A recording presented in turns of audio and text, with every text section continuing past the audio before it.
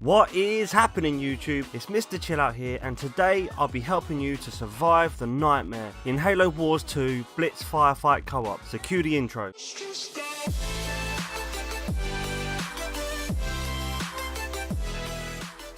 Blitz Firefight is one of those game types that can really grind on your patience when you seem to keep getting overwhelmed by the hordes of unrelenting enemies. For those of you who are new to Blitz Firefight, here's a rundown of what awaits you. You have 3 zones on the map which are controllable by you and your team, or the enemy. The enemy spawns in waves, with each wave getting progressively harder, with enemy numbers increasing along with their strengths and defense. You, on the other hand, spawn units and leader abilities from cards which are in a limited sized deck, which are related to your leader's background, so each leader has different setups that you can choose from. In order to spawn more units, you need energy, which you collect from either getting the in-game energy drops or by completing waves. Obviously, better cards will set you back more energy, so you need to make your choices count and spawn the right cards at the right time. My tips for this video will revolve around playing with one other player, as it's what I've done the most of so far. I don't know how much it would change with a third player in the mix, but this is a 2-player setup, so here we go. The first big choice you need to make is your leader, and for this tactic I will be selecting Sergeant Forge. His ability to create beefed up tanks and well himself on the battlefield is what will create the backbone for this build. The deck setup is also very important, so you want to do a custom setup for this one. You need to cover a nice defensive presence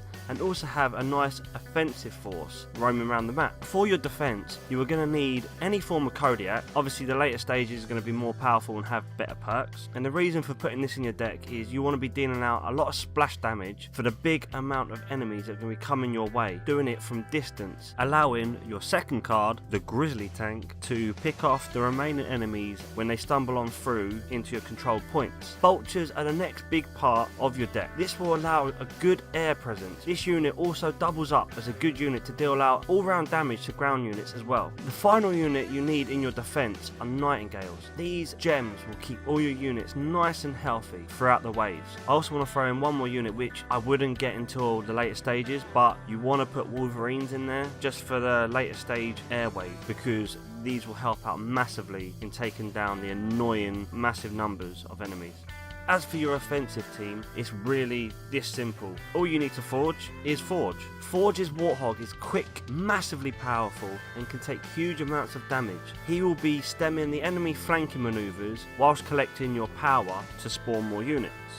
Now I'm going to show where and how to set up your defensive team in the battle. What I like to do is predominantly control Zone B, as it has a few nice choke points whilst being near enough to your home base to keep your unit stocked up if you need it. My teammate then tends to control Zone C, and then what we like to do is Zone A is like a floater point, and we use this to disperse the numbers of enemies to divide and conquer, but we also go in there to have the 3 points controlled at the same time. You have about 15 to 20 waves to get your units set up and ready for the later game where the horde is massive. So the first units that you want to be getting set up quite early are your Kodiaks. You're going to have 2 sets of Kodiaks in this build, and the first set of Kodiaks you want to set up in this location here.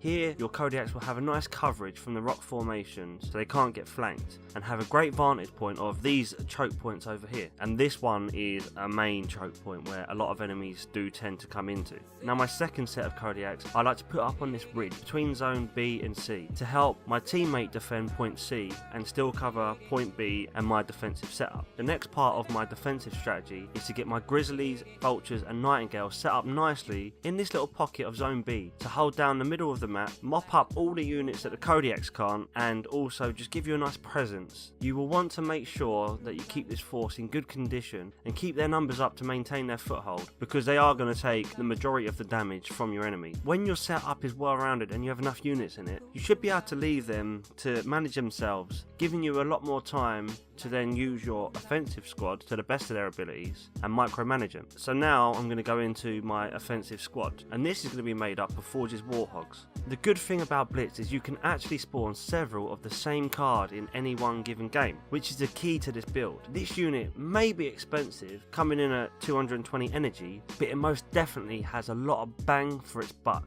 Speeding around the map, collecting your energy with a gauze cannon mounted on the back, a huge HP and a nice personal replenishing shield makes Forge an OP unit in my eyes. He also has a nice Y ability, but I'll get to that later. Once you spawn in your first Forge, he'll be able to do quite a bit, but it's when you get to about your third that Forge comes into his own. This squad will cut through masses of enemies, and like I said before, his special ability, the Y button, is an EMP shell that absolutely wrecks infantry, and it also has a nice ability to slow down tanks to a snail pace. So if you use it in the right areas, your Kodiaks will mop up all these sitting ducks and make light work of even the biggest armies and the most experienced units. Just remember to keep these guys moving and their health up to max to make sure these units are the bringers of death for your team. Every now and again you may have to go back to home base just to get their health back up to normal, but you shouldn't have to do it too much because their shield will take most of the damage. With my Forge squad, I like to roam around at the top of the map in this sort of area, covering zone A and also taking down a lot of the flankers. This build still has some creases to iron out, but so far I have personally used this to get over wave 50 before getting overwhelmed, but my army fought valiantly before going out with a bang. I lost very little along the way, showing I got the most out of the energy I spent. There are a couple of things that you really need to watch out for in this build. The first is the infantry units with that bomb strapped to them, so when they die they drop it down. This bomb will cut through your Forge's Warthog in one hit, especially after wave 30 or so. So you need to keep an eye on where your Forges are sat and also how close they are to these units. I had an instant where I lost like 4 in one wave because of one bomb. The next big enemy to be aware of is this massive brute mech suit, and they tend to come in as a more of a boss wave, meaning you will get loads at once. The reason that these are so annoying is because they pull in your vehicles. So if a Kodiak gets stuck with it, say goodbye to the Kodiak. If the Forge gets caught with it, same thing. They tend to just mass pull in Forge and he just gets overwhelmed. So they can take down a whole squad of Forges very quickly if you're not careful enough. What I like to do with these is actually fall back to my base and use my Kodiaks to give him splash damage from afar. Hopefully then you'll be able to just mop up the rest, or use your Air Force to come in and take them out as they can't pull in your Air Force. But you just need to be very wary of these units. If you get your defensive setup right and you can micromanage your Forge squad in a good enough manner, this build will most definitely help you survive the nightmare ranked enemies for a good few waves. And obviously the better cards that you start to unlock and higher level cards you start to unlock, and it will make this build even stronger. So that brings us to the end of this video. I hope that you've all enjoyed the video and learnt a little something along the way. I know that this build is not perfect and I will work on some other builds, but this should help you to survive a little bit longer in your own games for now.